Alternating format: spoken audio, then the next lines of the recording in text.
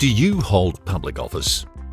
You may be a public office holder if you work for a public sector agency and your role involves deciding how to spend taxpayer funds or use public assets, exercising public powers that derive from legislation, acting on behalf of a government agency, and setting or giving advice about public policy. Public office holders are usually senior staff members of a government agency, but in some situations, a private contractor working on behalf of a public agency can also be regarded as a public office holder. Holding public office is a privilege. You have a greater level of discretion and responsibility than others working within the government. Most public office holders must pass through a competitive, merit-based selection process and meet stringent qualifications. Because public office holders are often involved in providing essential services to the public, they may exercise coercive powers that can have a substantial effect on the lives of individuals. Public office holders in law and justice are an obvious example of this.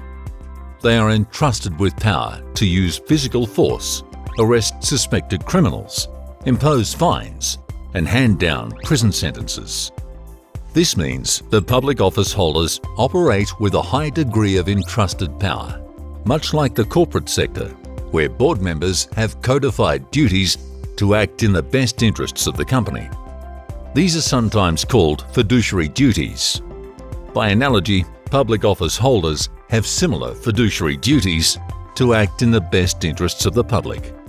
Holding public office entails elevating the public interest above all other interests. Public office holders can make honest mistakes. No one is perfect.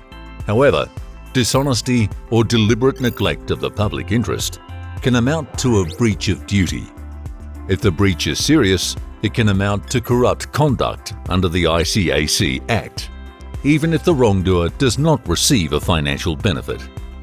That is why public office holders may be expected to disclose information about their financial interests and associates, refrain from other employment that could conflict with their public office responsibilities, and always report when public duties and personal interests come into conflict, and ensure that other interests are not favoured.